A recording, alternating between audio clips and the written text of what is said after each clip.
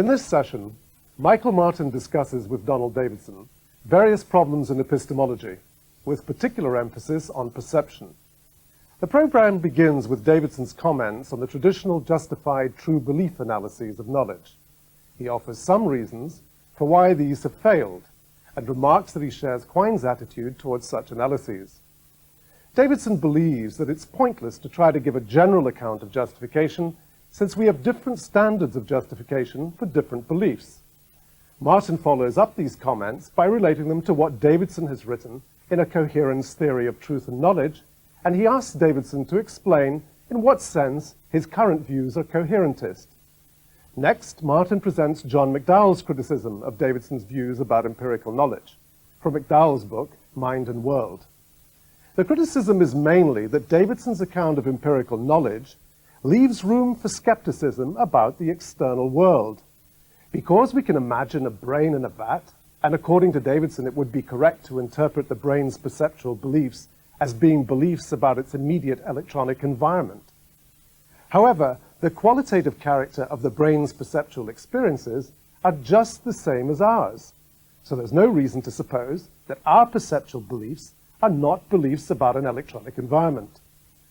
A detailed discussion follows, but the central tenet of Davidson's response is that he does not understand the notion of qualitative character, qualia, or the what it's like to be notion. For a further consideration of related themes, see the discussions by John McDowell and by Stuart Hampshire. Davidson's refusal to understand the notion of qualitative character of experience stems from his general refusal to countenance an epistemic intermediary of any sort between the world and our beliefs about it. And Martin presses him for his reasons for this. Martin argues that one of the reasons why philosophers have felt there must be an epistemic intermediary is so that they can account for problems of illusion and hallucination in perception. And he invites Davidson to show how these problems can be dealt with without such an intermediary. The session ends with Davidson summarizing his views about what perceptual belief is and how it is justified. We take up the discussion now at the London School of Economics. I'm very pleased to welcome Michael Martin from University College London as discussing today with Professor Donald Davidson. In broad compass, Michael will discuss epistemology explicit and implicit in Davidson's work and Davidson's conception of perception. Michael. Thank you, Rudy. Professor Davidson, I think for many philosophers, the central task of epistemology has been taken to be the analysis of knowledge. And they've taken that to be, to see if they can explain knowledge in terms of truth, belief, and justification. What's your reaction to this project? Well, I taught epistemology for years, and it seemed to me that there's a sense in which this project can't be carried out. The problem concerns the last feature, of course, as Plato discovered in the Theaetetus. The hard thing is to account for the conditions in which a belief is justified, or justified in just the right way to make it knowledge if it's true. And I guess I became convinced that it's not just that nobody has ever gotten it right, but that there are reasons in principle why there isn't any one right answer. It's not that we don't know a lot about justification in particular cases, but that there should be one account, which is the satisfactory one. Seems to me then, and seems to me now, very unlikely. So in this respect, I think I have the same attitude that Quine does, and that the attempt to give a general account of justification is actually a mistaken project, If we ask in particular cases, why do you believe this? The answer may or may not count as good enough to say, well, so if that turns out to be true, then he has knowledge. I think we have just many different standards for the notion of knowledge, and we can. I'm not against philosophers investigating this, and in fact, I'm not against philosophers trying to do what can't be done, because you learn a great deal from trying to do it. But I don't have this project myself. I mean, I don't have, and I'm not looking for a general analysis of the notion of knowledge in terms of truth, belief, and justification. Good, thank you. Now, in your answer, you said you were skeptical of being able to give a general theory of justification. Does that extend to being skeptical of being able to give theories of, for instance, justification in relation to certain types of belief? For instance, there's distinctive justification for perceptual or observational beliefs, distinctive kinds of justification for testimonial belief, or distinctive kinds of justification associated with our logical or mathematical knowledge? Yes, it does seem to me that to have any view of knowledge at all, empirical knowledge anyway, we need a reason to think that perception often yields knowledge. And I think a general account of why that is the case will fall short of giving us a strict criterion to say, in this case, perception gave somebody knowledge, but not in that case, because it didn't give quite enough justification or something of that sort. But if one puts this in very general terms, I says, well, why does perception put us in touch with the way the world is? That I think we do have to explain. Right. And so, does that explain how, in papers such as A Coherence Theory of Truth and Knowledge, when talking about empirical justification, you stop at the point of saying, well, we can show that, in the main, our beliefs have to be veridical, Right. and that answers the question of empirical justification, without going on to give an account of how, say, particularly observational beliefs are justified. That's not a topic that you raise. If we had a clear way of distinguishing observational beliefs, then I'd say, no, that is something. It is something we should do. My trouble is that as soon as I try to arrive at anything that corresponds to, let's say, the positivist views or empiricisms generally about what counts as an observational belief, I find it very hard to find what the boundary is. Right. So, would you say that your skepticism about the possibility of being successful in giving an account of the theory of justification relates to holism? Yes, it is related to that. In perception, we're caused to believe things about the world, and some of these things are fairly simple. Some of them are very complex in the sense that we wouldn't be led to believe that if we didn't have a host of other beliefs. And I don't see any direct route to picking out some that are really direct I mean, I see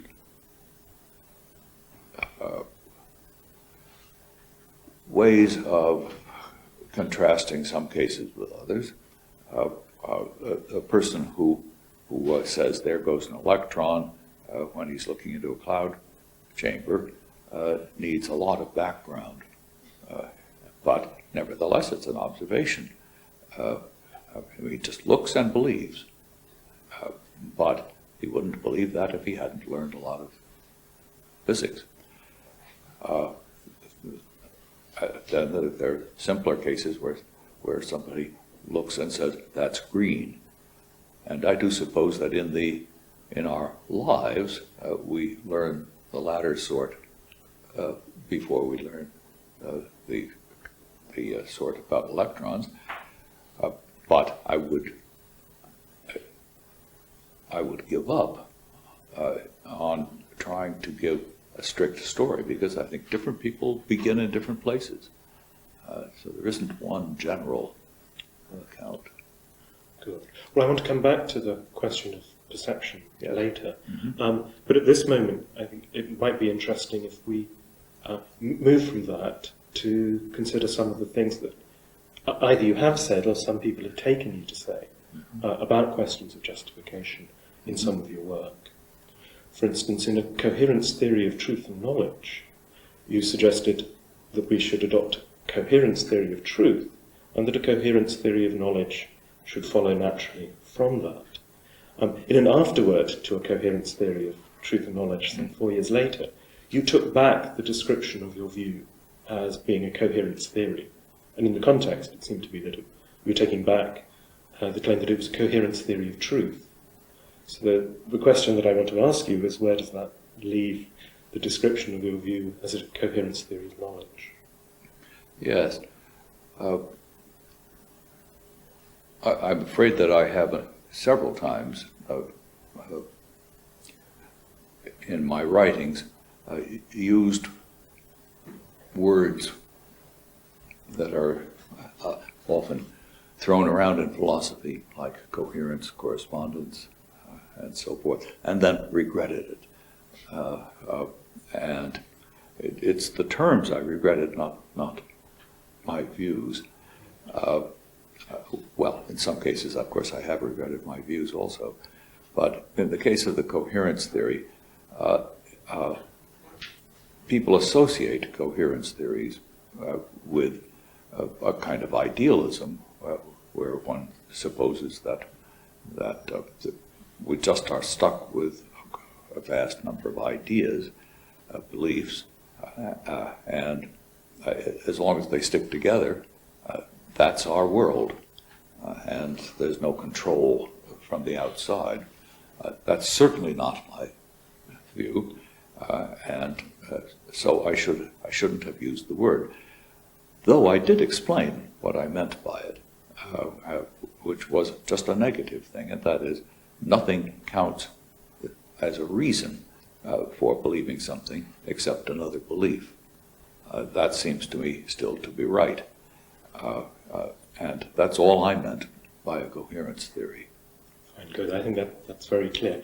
How it would be interesting just to pursue the point a bit further, even though I suspect that you'll come back and say that the complaint misunderstands your original view. In recent lectures, John McDowell, in Mind and World, complains in precisely the way that you were just talking of, that your view seems to cut us off from the world. He puts it so, he says, suppose one feels the worry in this familiar form. So far as the picture goes, one might be a brain in a mad scientist's vat. The Davidsonian response seems to be that if one were a brain in a vat, it would be correct to interpret one's belief as being largely true beliefs about the brain's electronic environment. But is that the reassurance we need if we are to be immunized against the attractions of the given? The response to the brain in a vat worry works the wrong way round. The response does not calm the fear that our picture leaves our thinking possibly out of touch with the world outside us. It just gives us a dizzying sense that our grip on what it is that we believe is not as firm as we thought. So he seems to still think that you're in a position where you haven't got us in enough contact with the world outside of our beliefs. Yes. Well, among my many regrets, I regret any serious philosophy that depends upon science fiction examples, because they're never described in enough detail, and can't be, Right. to draw any solid conclusions. I think I've mentioned that I was sorry I ever introduced an omniscient interpreter. It's a piece of science fiction that you don't really know how to cash out. And there's the notorious swamp man. I'd say talk about the brain in the vat is in the same category, because the example is never described in enough detail to draw any conclusions from it. And I think perhaps I'm more convinced of that now than I ever was. I think a much better way to go about it would be to say how it is that perception does put us in touch with the world. And then if you want to talk about the brain in the vat, you have to say, if the brain in the vat can do all that, then the brain in the vat is as much in touch with his part of the world as we are with our world. The brain in the vat would just be a person who had a very rather small world, but only in the perfectly ordinary sense in which somebody who lived in one room all their lives and never could get outside would have a very limited number of things they could talk about. But you wouldn't say that they didn't have thoughts, and it would be possible for them to talk to you and you would talk to them and to exchange views. If the brain in the vat can do all that, then it's okay. But I think the better approach is to ask what is required in order to have thoughts that have a content. And when you've said that, then you can say, now, if the brain in the vat's got all that, he's all right too. And no reason to be a skeptic about him. Good. So, is this right? The sticking point between the worry as McDowell expresses it and your response to it is that McDowell assumes that we can make perfectly good sense of it striking the brain in the vat as if it's just in the world in the way that we are, when in fact the brain in the vat isn't in such a world. And if we take your route, all its thoughts can be about are events in the vat. And we don't think our world is that way. That's McDowell's worry. And you say we can't really make sense of it striking the brain in the vat as if it's in a world like ours. Yes, I think the question whether what the brain in the vat is thinking about is events in the machine that it's attached to, or are about things outside, that depends upon a lot of details. And I don't think those details are terribly hard to get at. What lies behind what I'm saying is partly this. I think being in communication with other minds is a condition for having thoughts. So the brain in the vat has got to be in contact with other minds.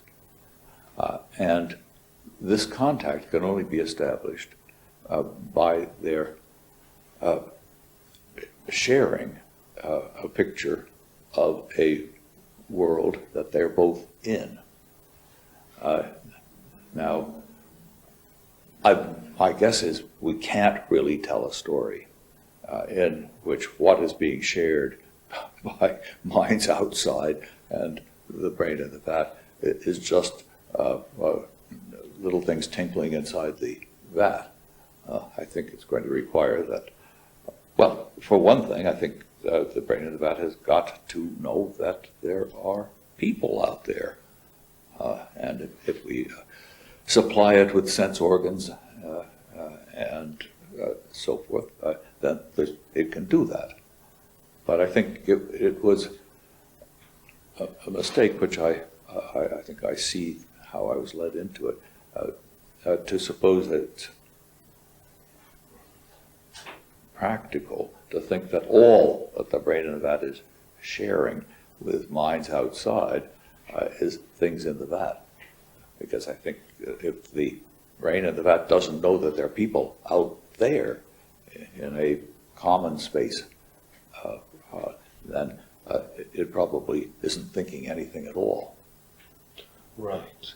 That's a very nice answer. But now, I can imagine many people's response to that, although it's not one I myself would endorse.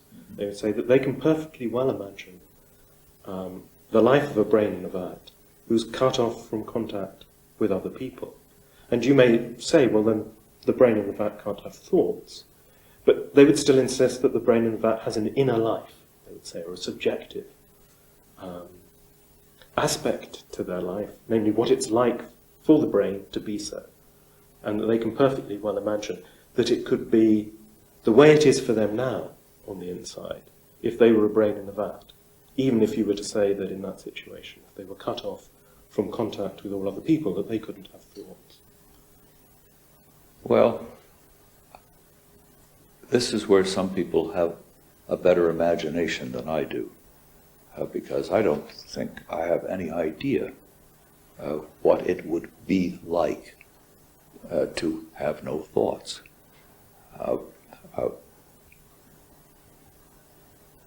I mean, I'm a creature that has thoughts. And what am I asking myself? If I had the concept, which I don't have, of a raw given, a sort of sensory intake. Well, here I guess we're imagining no sensory intake even, just things going on in this brain. But what's going on in it? You see, I don't make any clear sense of the question, what is it like to be a bat? And it seems to me this is very much like the question about what is it like to be a brain in the vat without any intake from the outside world at all. The bat's a little better off, actually, than the brain in the vat. Bats are better than bats because at least they have sense organs and can navigate in the same world that I do, though in somewhat different ways. But what is it like to be a bat? I think we don't know what we're asking when we say that. Fine, good. That's very clear. Now, a point you made in passing there, I think, leads us on to the next question, which is you mentioned the idea of a raw sensory given, and that you reject it.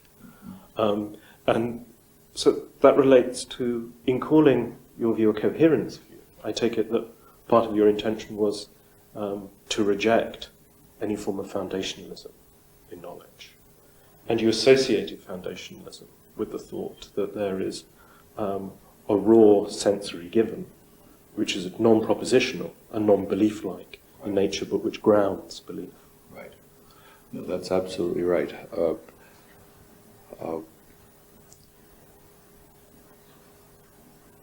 Because foundationalism, as well, we'll just say this is, I've decided to speak this way, is the hunt for something that justifies beliefs, but which has no propositional content itself. And that seems to me to be a contradiction. A reason for believing something has to have some logical relation with what it's a reason for. And propositions, or things that have propositional content, like beliefs, are the only things that can stand in logical relations to beliefs. So I think the hunt for an epistemic level which supplies us with reasons for believing things about the world, but which itself has no propositional contents, just seems to me to be a hopeless enterprise from the beginning. Fine. Now, some people want to hold on to an idea of something that's not belief-like, Yes. but is nevertheless a sensory state, and may or may not be conceptual, but is taken to be about the world around one, and in virtue of that, justifies one's beliefs. It's just unclear to me how a state can be about the world and not have a propositional content. But what does the about mean here? Well, for instance, Christopher Peacock, who advocates the idea that there is a non-conceptual content to perceptual states, will say that these states have correctness conditions. There is a way the world would have to be in order for your experience to be veridical. And if the world is not that way, then one's experience is illusory. And that experience stands in a justificatory relation to some of your beliefs. For instance, if it looks to you as if there are 3 glasses of water on the table, then in order for that experience to be correct, there must indeed be 3 glasses on the table. And the reason why your belief that there are 3 glasses on the table is justified is because it does look to you as if there are 3 glasses on the table. Well, I think there's a step in that I neither understand nor do I see the need for introducing such a step. And that is the idea of an epistemic intermediary between the world on the one hand and what I believe about the world on the other hand. It seems to me that as soon as one tries to introduce such an intermediary, this intermediary has to be something that's not a belief, doesn't have a propositional content, but neither is it the world itself. We're on the road. Well, first of all, we have to explain that, I think, in great detail. And if we start talking about this intermediary being true or false, we're already talking as if it had a propositional content, and using a different word like correct or something like that doesn't seem to me to be any help.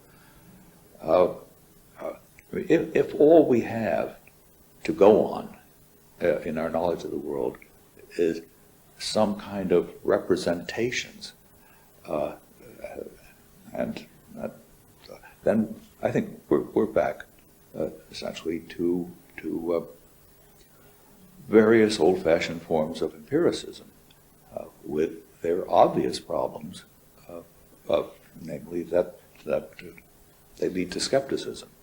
Because things might seem to be a certain way, and if you ask, but how do I know that they're really the way they seem to be, you have no answer. Or you can only say, well, I take some other seemings in, and if they all fit together, that's the best I can do. That's coherentism with a vengeance, I would say. See, the important question isn't what happens in perception. I'm willing to talk about that. We haven't really been talking about it. The question just is, can we make use of a level of something that's epistemologically essential between the world on the one hand and what we think about it on the other hand. I don't think we can. So if I'm going to give an account of perception, I'm going to talk about the world on the one hand, the causal role of our sense organs, and what we are caused to believe by that. But there's nothing in between. Right. There's no intermediary that's bringing the message to us. We're justified in believing what we're caused to believe in a great many cases. And that's not because there's something that provides the justification. It's because that kind of belief is related to the world in such a way that it's mostly going to be right. And now, I haven't tried to say why, because you haven't asked me, but wait, we need a story about that. Good. Now, the way in which you dealt with the question of whether there was an intermediary there was whether, from our theory of knowledge, we needed to posit something with an epistemological role that intervened between the world and belief. For many philosophers today, the reason that they appeal to an intermediary state is not primarily from concern to be foundationless within epistemology, but because they think from giving an account of the perceptual process, they need to posit an intermediary state. And then from that it will then follow that it has a more than a causal role in the story of how we move from world to justified belief about the world. So that takes us back to a question you raised earlier about what need there was for thinking that there was an intermediary state. And I think at this stage we can distinguish two questions. There's a question whether there could be a state that wasn't a belief state, but may still be propositional. And then a further question, whether if there is such an intermediary, we can make sense of that state playing a justificatory role and yet not being propositional. It's whether we can make sense of the idea of nonconceptual content. Right. Now, many philosophers have thought that the reason we need to introduce a state which is not a state of belief, even if it's a propositional state, is by reflection on cases of so-called disbelief in perception. For instance, if now it was to look to you or to me as if 5 pink elephants had just entered the room and were doing a can-can before us, it's quite likely that we'd both be suspicious of the circumstance. We might even suspect that there'd been something in the coffee, and we'd disbelieve our eyes. In that case, it would look to us as if there were 5 pink elephants doing the can-can before us, but we wouldn't believe that there were 5 such elephants.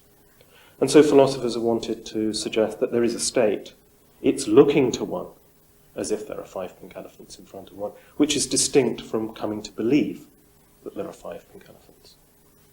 Well, I think there's a distinction to be made there. I might say the phrase "looks to be" seems to me a weasel phrase, because I think under normal circumstances you would take that to imply that the person believes it, or I take it in that. Seems to me a rather awkward way of saying, well, actually, if I take it in that, I would say, I not only believe it, but it's the case.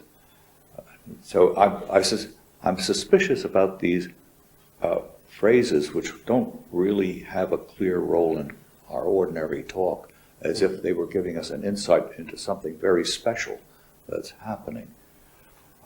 I think we very often are in a position to say, it looks as if so-and-so, but it isn't.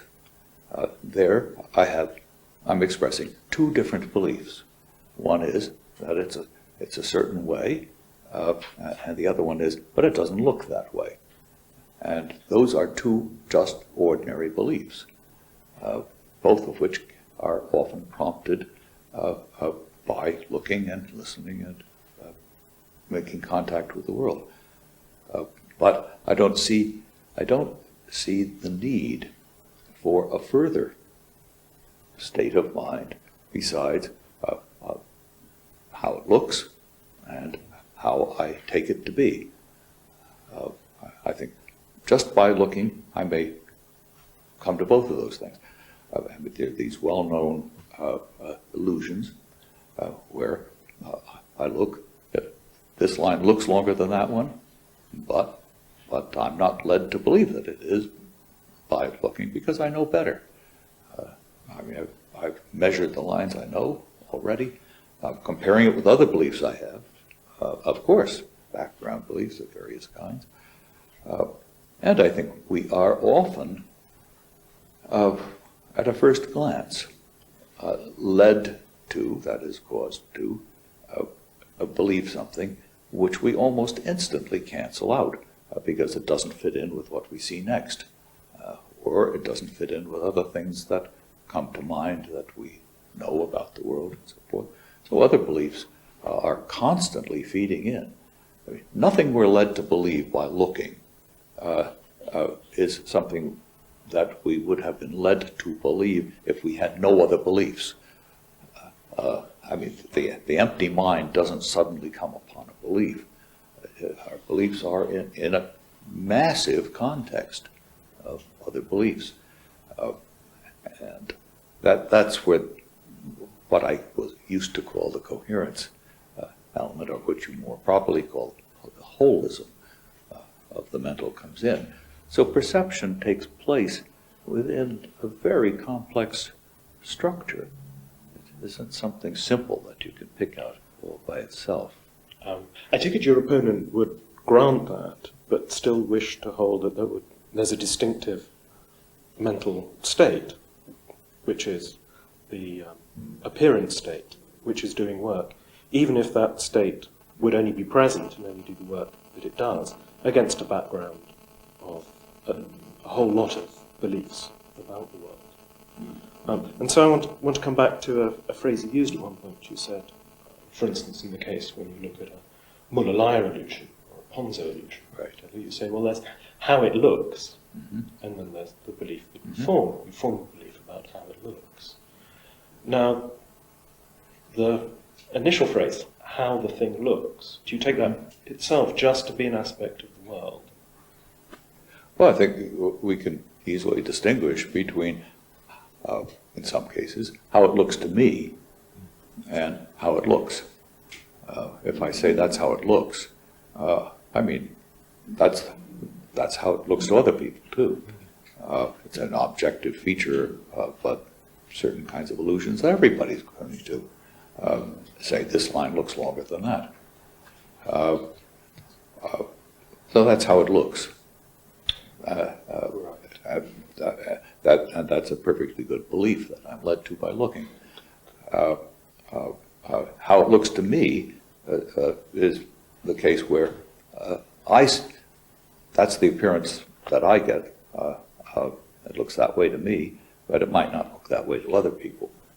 Yes, it's worth distinguishing between statements about how things look, which implies normally that they would look that way to almost everybody, and statements about how they look to me, where I'm emphasizing the fact that they might not look that way to somebody else, but they look that way to me, maybe because I have tinted glasses on, or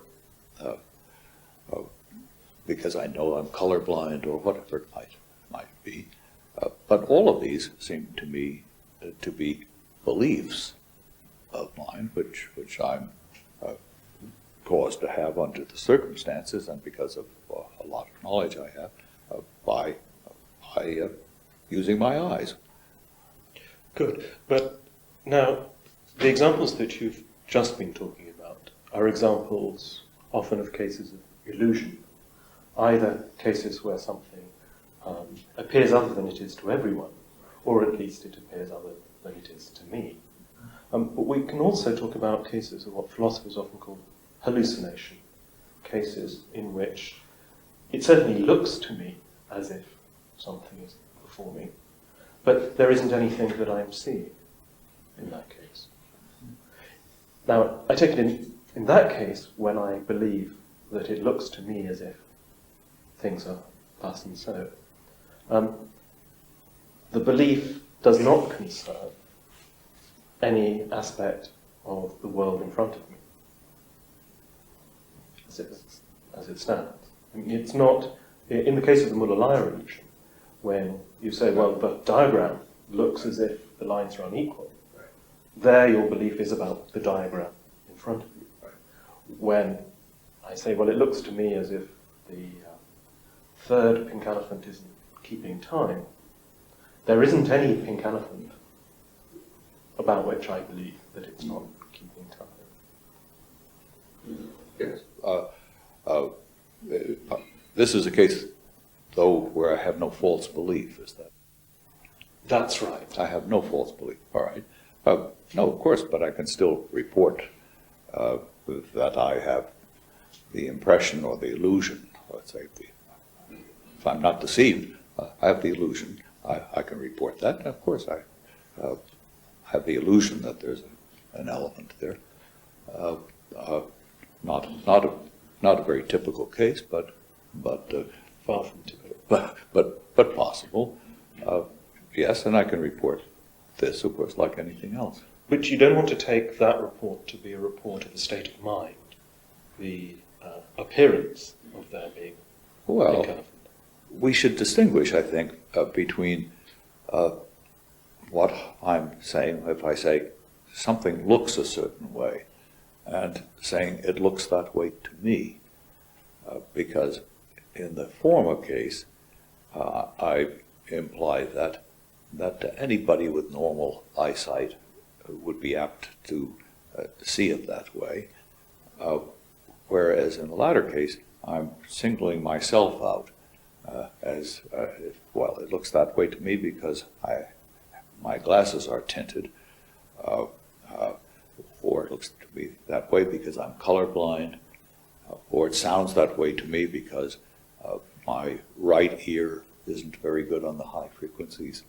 And there are many such cases where we're aware of why things sound or look the way they do to us, but perhaps not to others.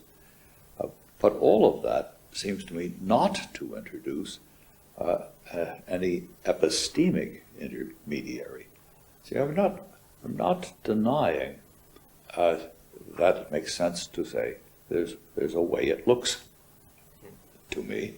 I'm just denying that the look is somehow standing between me and the world, as if it plays some role of justification.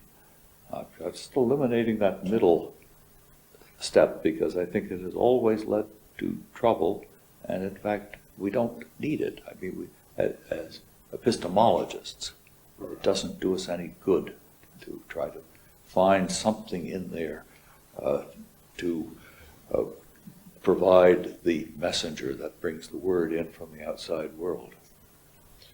Good. Now, I would agree with you that if we're talking about the look of an object, we certainly don't want the look of an object to be an intermediary between us and the world. The look of an object is, as you eloquently put it, an objective feature of it that other people can check whether it really does look that way or not. But in certain unusual cases, we can certainly report how things look to us, but we have no expectation that there is anything there which is looking one way or another. For instance, if it does now look to us as if there are 5 pink elephants doing the can-can, then I can report that it looks to me as if the third from the left is out of time. And if I'm perfectly well aware I'm suffering an hallucination, there's no expectation on my part that there is something there, an elephant, which looks as if it's out of time. And I think it's there that philosophers have thought that such judgments as that are a report about a state of mind, an appearance state, which is itself not a part of the world that we normally form beliefs about, nor is it the belief itself. It's certainly not the belief that the elephants are there. I don't believe it. Nor is it merely the belief that that's how things look to me. For that belief they take to be the report of this other state. Now, do you want to deny that in that situation, when I believe it looks to me as if the third elephant from the left is out of time, that that is a report of an appearance or an impression? Well, I'd rather say, of course, we assume there are such states of mind. I think it would be better just to say, it is something about the world I'm reporting, but part of the world happens to be in me. And I can, by what's happening in my mind, causes me to believe I'm having an illusion of a certain sort, and I can report that. That's a perfectly ordinary belief, though it's not a belief about the outside world. It's not a belief about elephants. It's a belief about some kind of hallucination or illusion which I'm having. But now, if, for instance, it had looked to us as if two members of the public strayed in to the room and sat down, in that situation we would not have been inclined to disbelieve our senses. We might have been affronted at the interruption, but we'd have thought it a quite possible event to have occurred. So the fact that it looked one way to us, that there were 5 pink elephants dancing the can-can, rather than looking another way, that there were just 2 members of the public straying in, makes a difference to what we come to believe, whether we trust our senses and believe that there are certain things in the world around us, or suspend judgment and instead form a belief about a state of our brain, as you said, which is a part of the world. So there it looks as if our description of how things look, and where we do use a proposition, is in turn explaining something about what we believe. All right. Well, and then the next move would then be to say that, but in explaining our belief, doesn't it also give a reason why you form the one belief rather than the other? Well, there are many possible ways to explain that depending upon the case, it seems to me. Presumably, the illusion, what is the illusion exactly? That I'm seeing elephants. I don't think I would if I knew I wasn't seeing any elephants, it was perfectly clear that I wasn't, I doubt that I would say, it seems to me that there are some elephants, or it appears to me that there are some elephants, even though there aren't. I don't think those would be natural ways of expressing the situation. That's why I keep coming back to, I have the illusion that,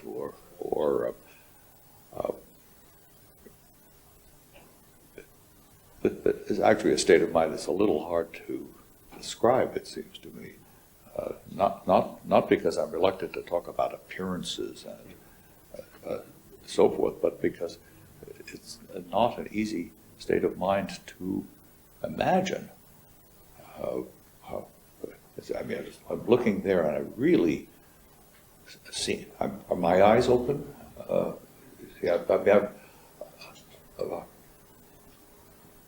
I ask these questions only because I want to know how I should describe what's going on.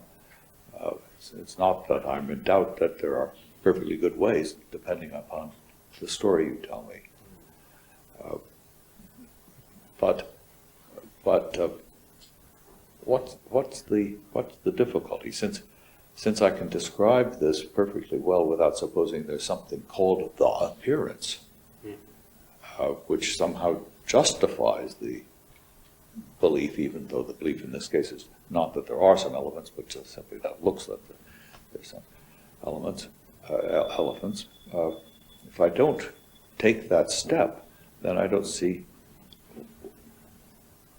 why I am pushed into the position of supposing that in ordinary cases there's an appearance which I'm depending upon in order to explain the belief I've arrived at, that there's a table there.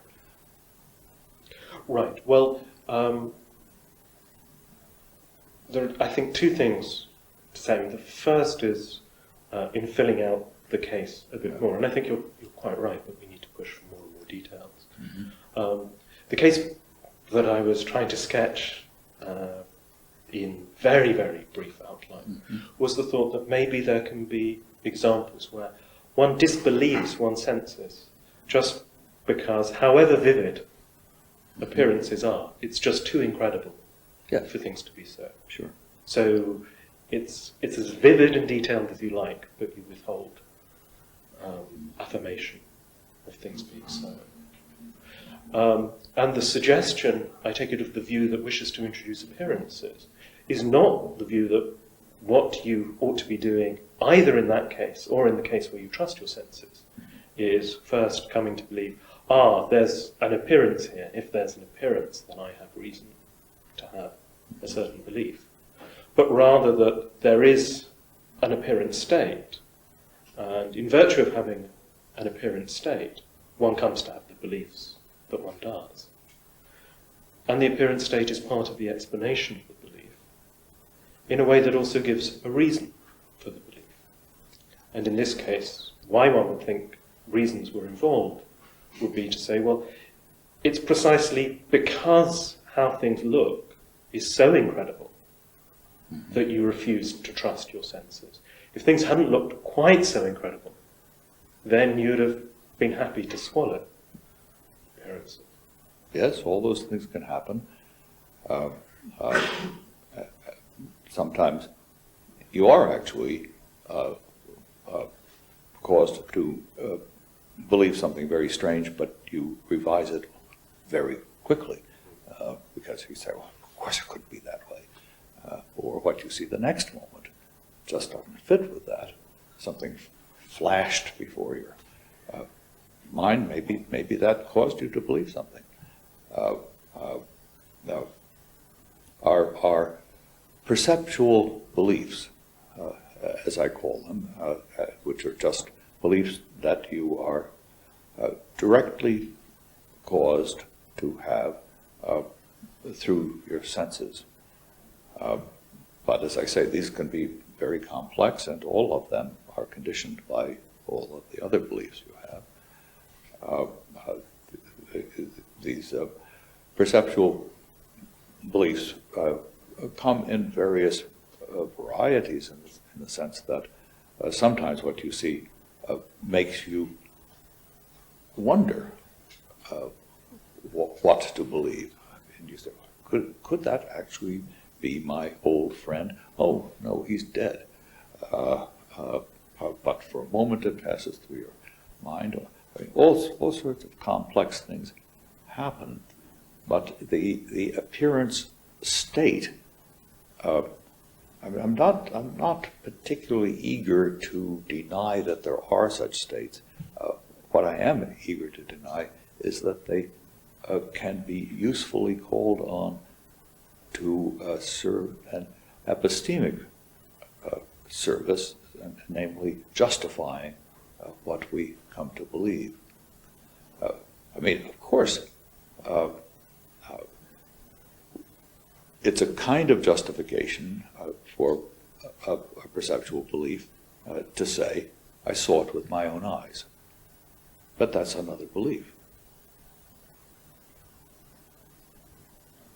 Right. But then the question is whether the belief that I saw it with my own eyes is what's being cited as the justification, or rather the fact that I saw it with my own eyes is supposed to give the answer to why one believed what one did.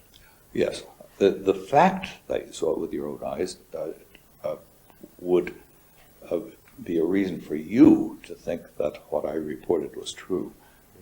But the fact that I saw it with my own eyes is not a justification for what I believe. I mean, I wouldn't offer that, because that would just be going in a circle. I mean, no, it's a justification to say I saw it with my own eyes, in the sense that you might not know that that's why I believe it. And maybe I was told it, maybe I just guessed it, and so forth.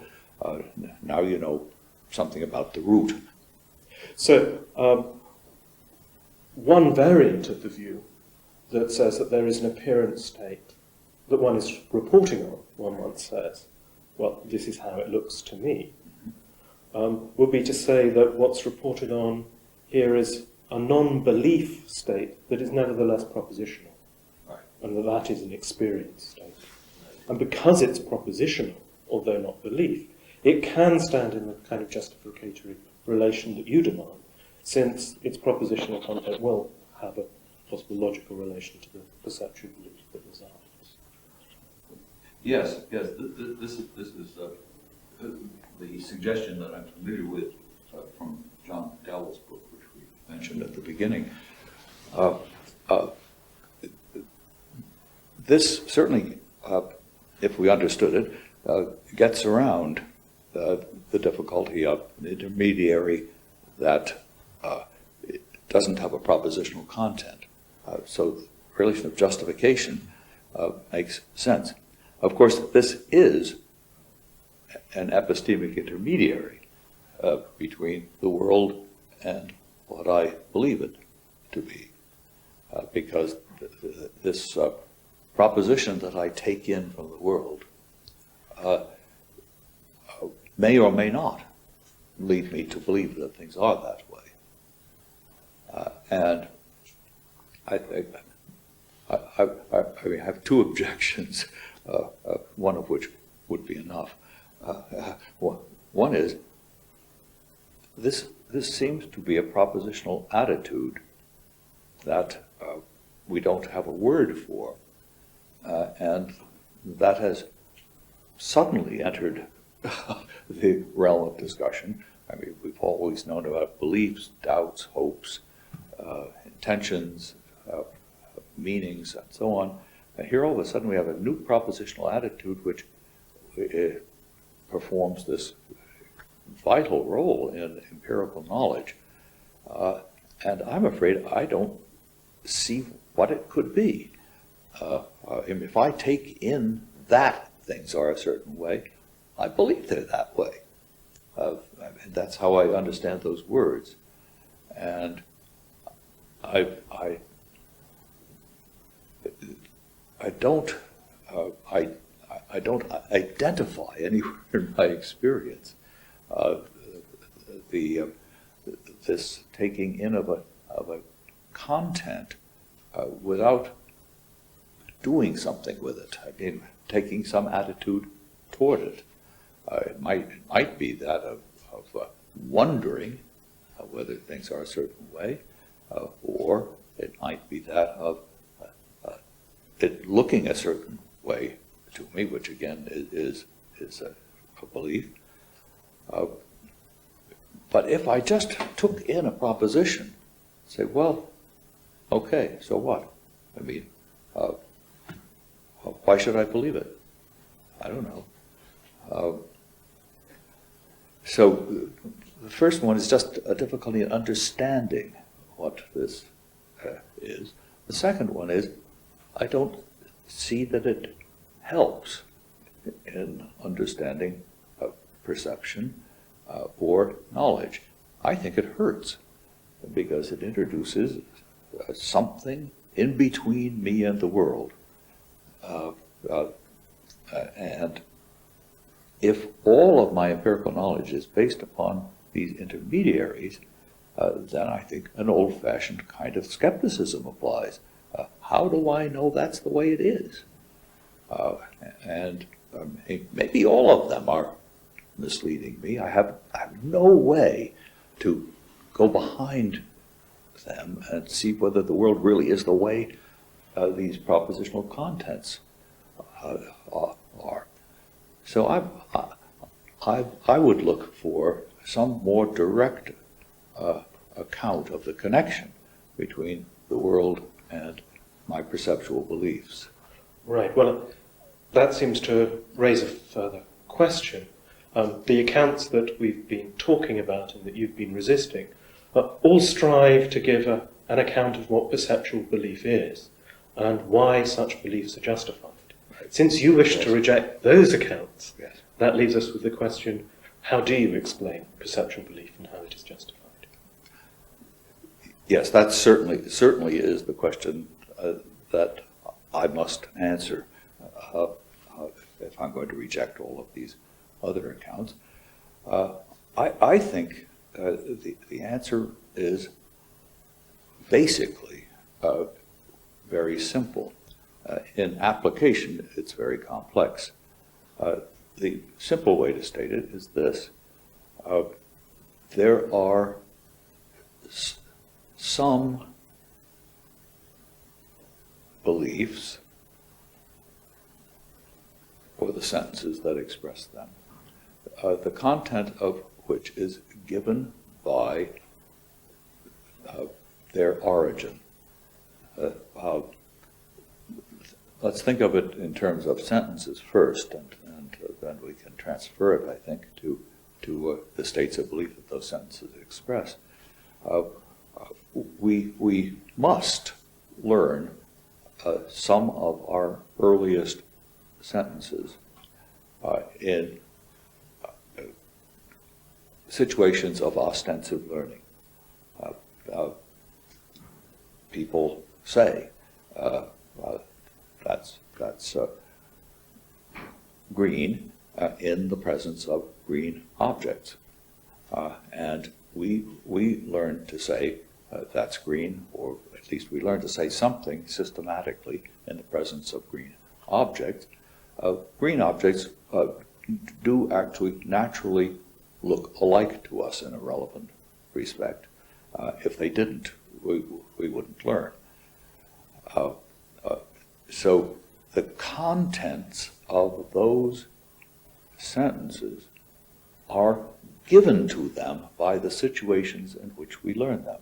It's not as though there's some content that comes from nowhere or that's lying in what we call the language. These sentences are being given whatever content they have by these learning situations. Chomsky has emphasized that sometimes you don't need a lot of repeating. I mean, it doesn't have to be a heavy form of induction. People often pick these things up very fast, and that's because the things that we pick up first are the things that we're geared to. They match the directions in which we naturally generalize. We find some things alike without being trained to do it. And so we pick up these basic perceptual sentences in these situations which give them their content. Now, it doesn't make any sense to say for the person who has learned this kind of sentence, that's green. It doesn't make any sense to say of them,